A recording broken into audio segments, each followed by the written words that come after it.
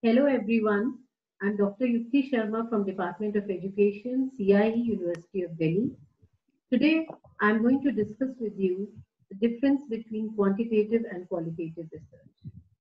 And in order to make this video a little interactive, my Emmet scholar Bharti is with me, who's going to create some kind of a dialogue with me. So, hello Bharti, Hello, ma'am. should we start then? Yes, ma'am. So as you can see on the screen, it says that differences between quantitative and qualitative research through the lens of philosophical assumptions. Now, what does that mean? This we are going to understand as our presentation progresses. Let's quickly recap what we already understand. There are three things which we already understand. One, these are the two ways in which researches are generally classified, quantitative and qualitative.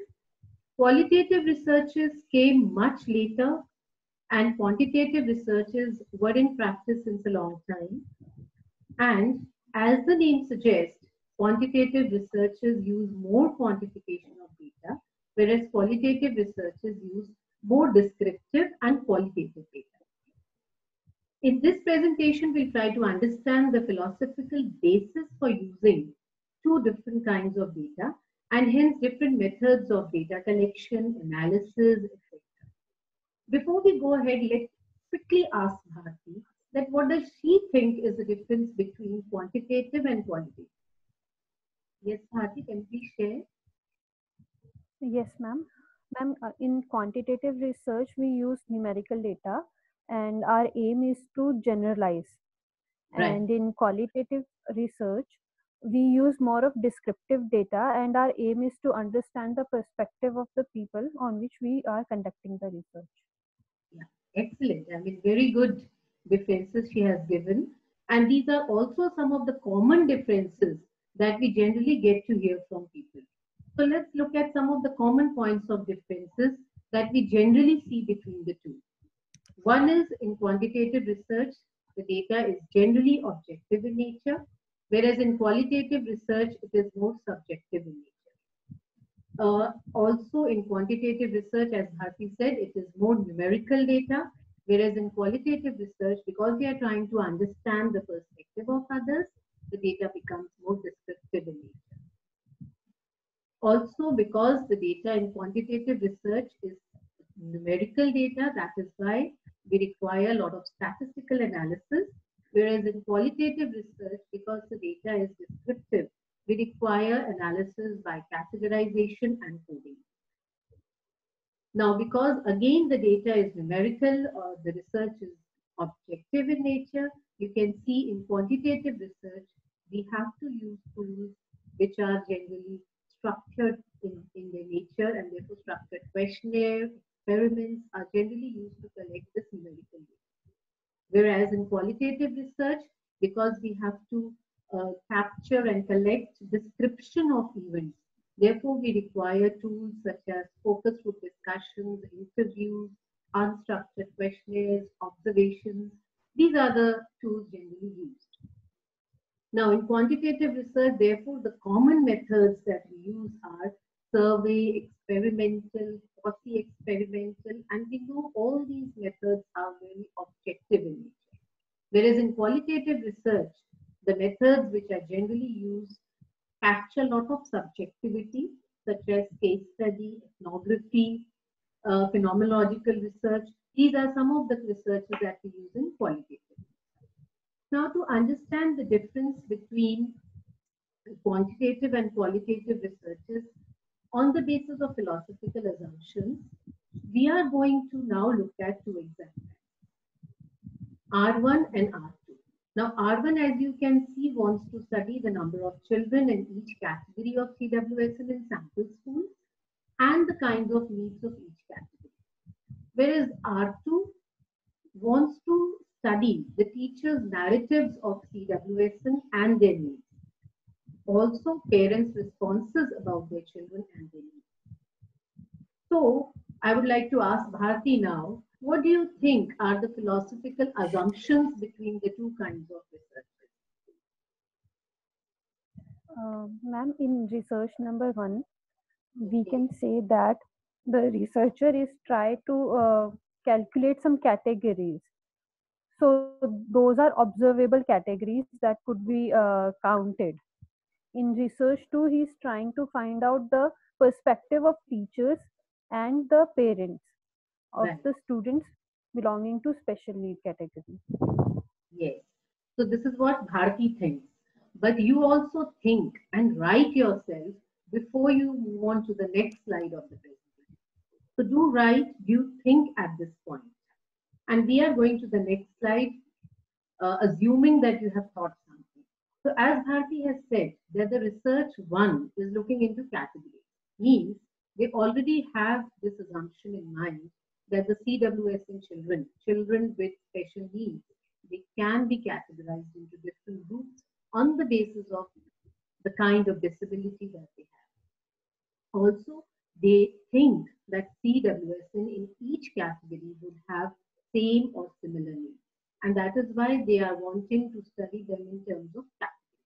So if they study one category, they assume that they would be able to understand their challenges also and their needs also.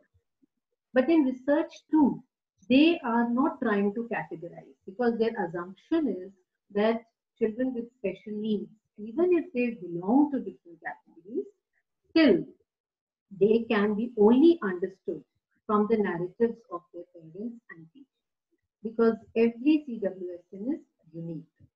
So categorization would not help in understanding these children.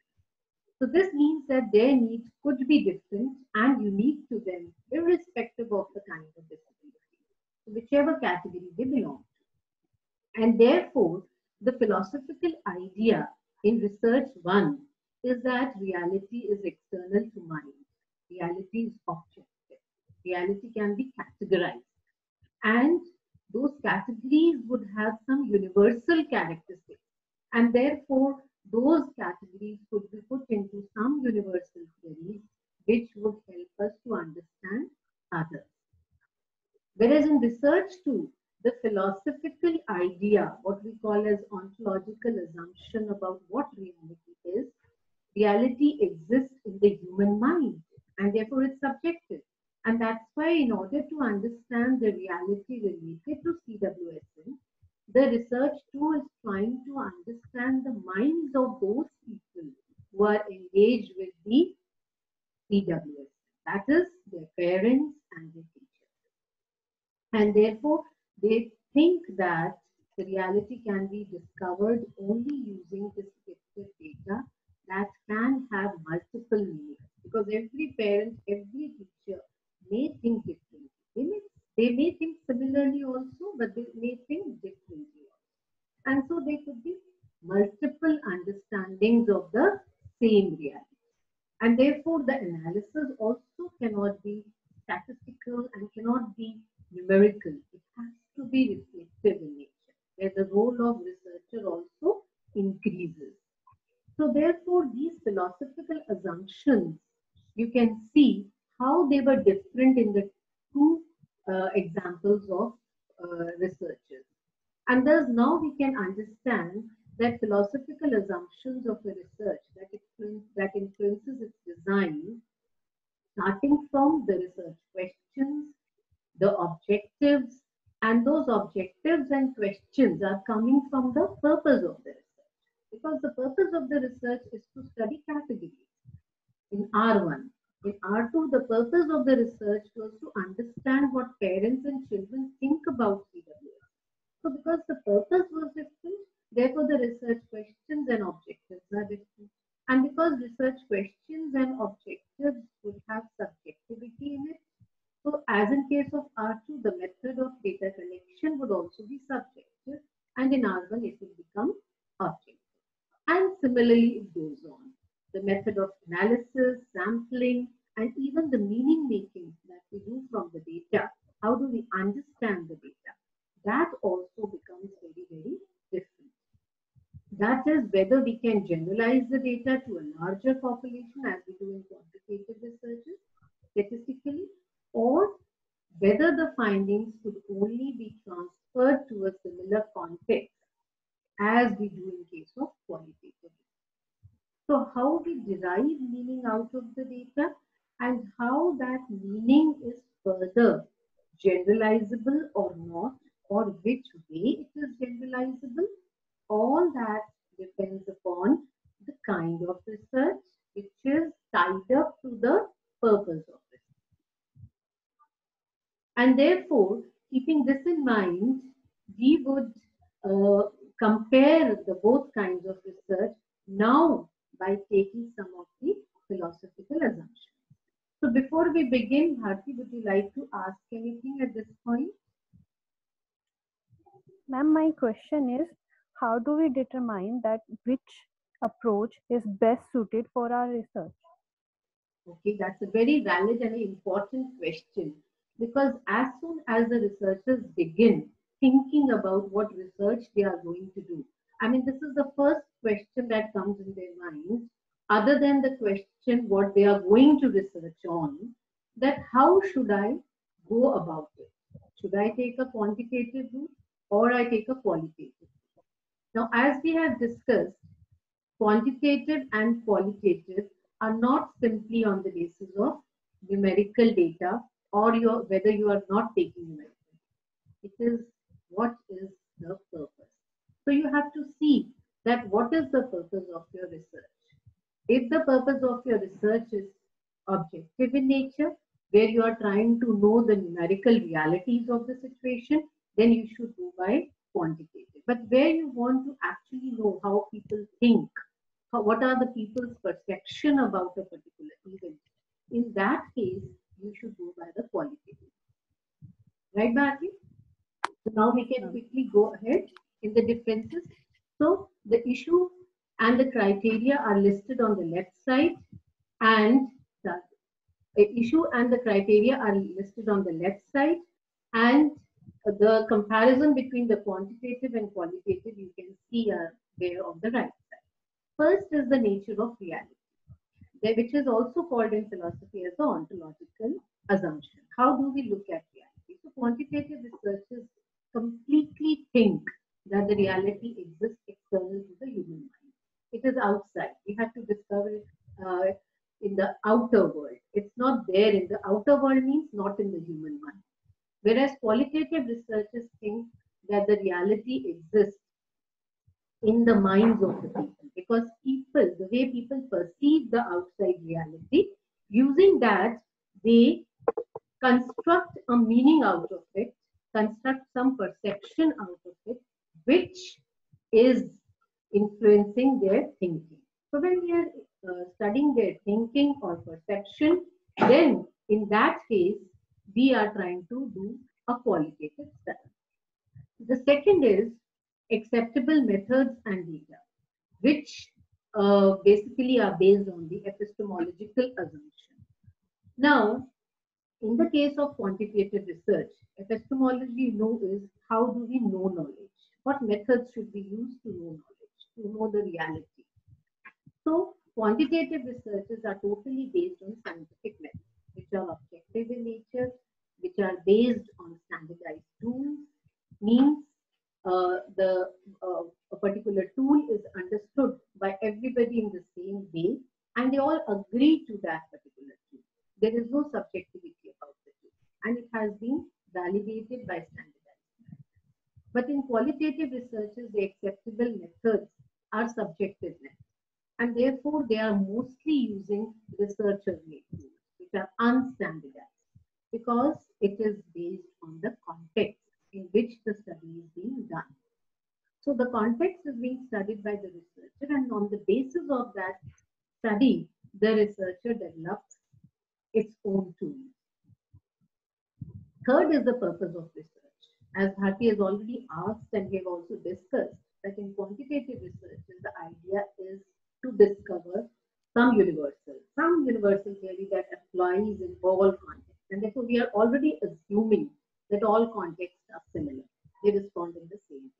But in qualitative researches, our idea is, from a postmodernist point of view, we understand that there are different contexts, and therefore there would be different realities also. which would be unique to each context.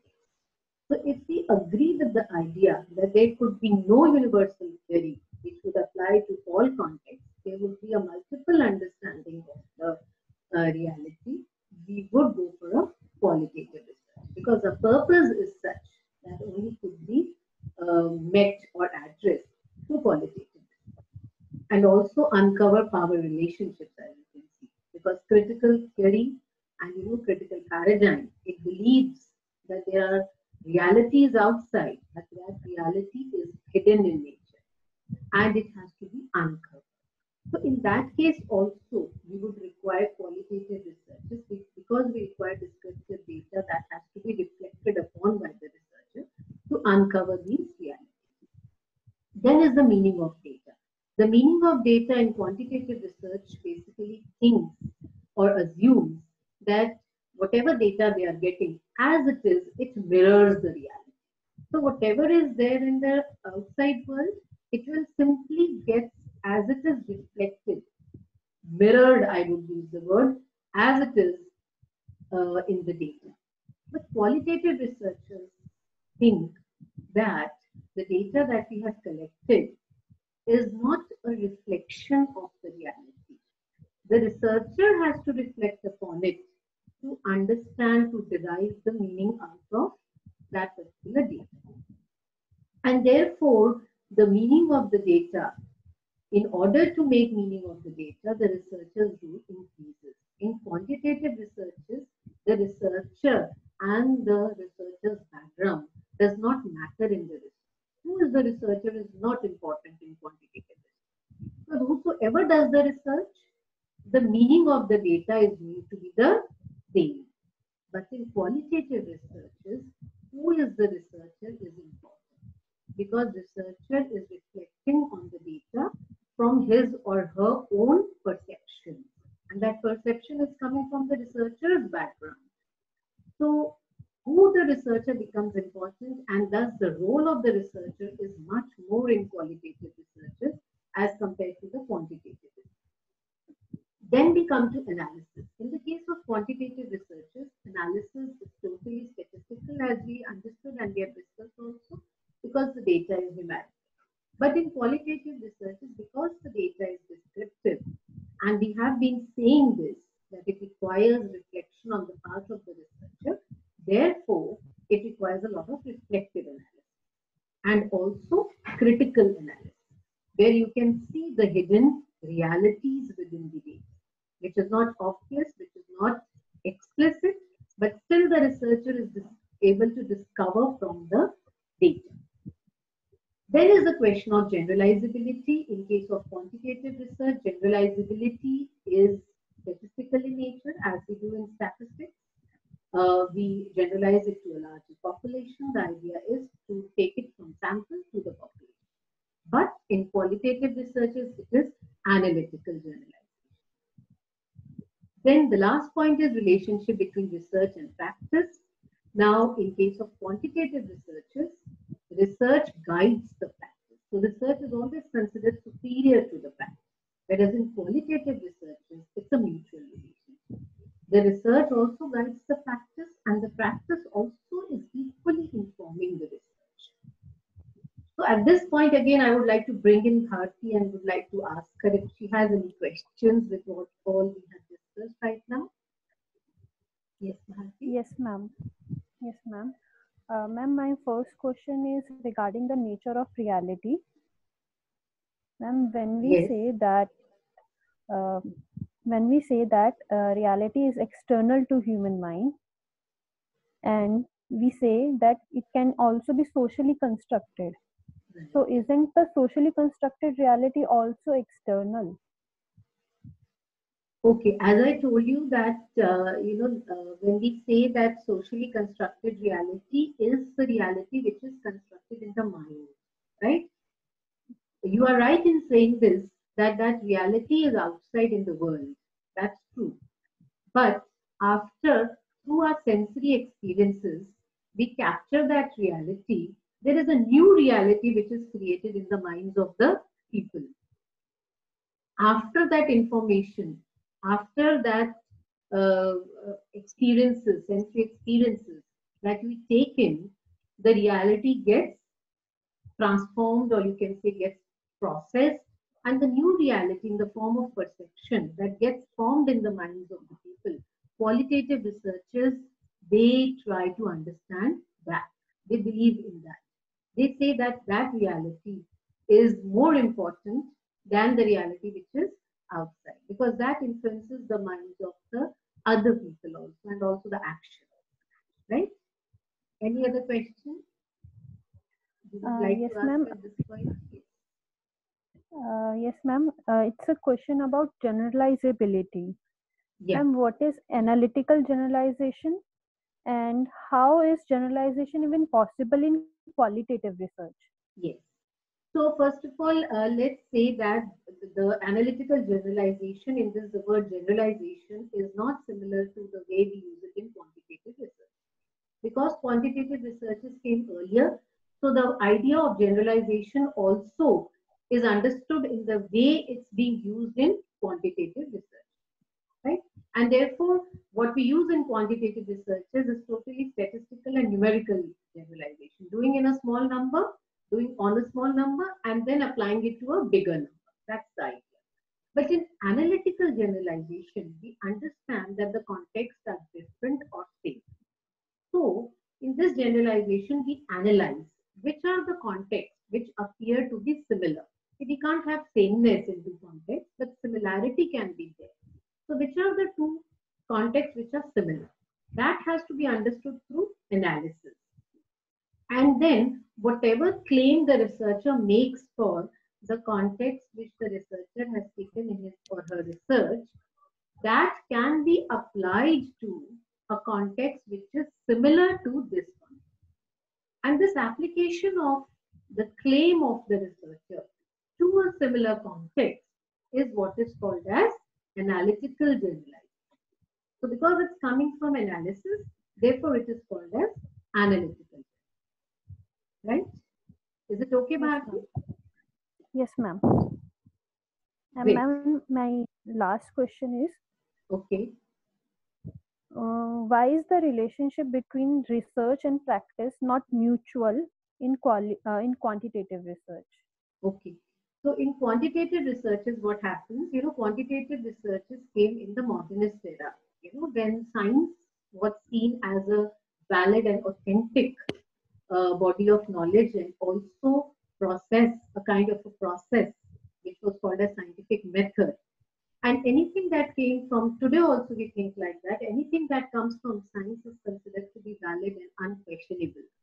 And that is why, because the researchers in quantitative methods employ a lot of scientific methods for the research, therefore it is considered, whatever is coming from quantitative research is considered to be an unquestionable form of body of knowledge, which has to be just taken up by the practitioner and applied. And therefore, the researcher gains a higher or a superior platform as compared to practice. And therefore, research also gains a superior uh, status as compared to the practice. And therefore, the relation no more becomes mutual. Whatever is coming from the research has to be applied to the practice as well. Okay. So with Yes, this, ma'am. we can conclude that when we compare quantitative and qualitative researches through the lens of philosophical assumptions, we can say that it is the difference in the underlying philosophical assumptions that actually gets reflected in the methods that we are using, the kind of data collected, as well as even in the method of analysis. Although these are the procedural things that are visible to us, but the underlying, hidden, are the philosophical assumptions. Also, instead of looking for a hierarchy within the two kinds of researches, we need to understand that the relevance and significance of each kind of research is important, and it is aligned to the purpose of that research. Also, the paradigm helps to understand the context for each kind of research. So it's crucial to read about various kinds of paradigms for a better understanding of them. And hence, whether it's positivist, post-positivist, interpretivist, critical paradigm. You all should keep reading about these paradigms and keep updating yourself to get a better understanding of both kinds of it. So at this point, we would finish our session for the day. And I would again like to thank you, Bharti, for joining me in this session and making it interactive. Thank you, Bharti. Thank you, ma'am. Thank you, all of you.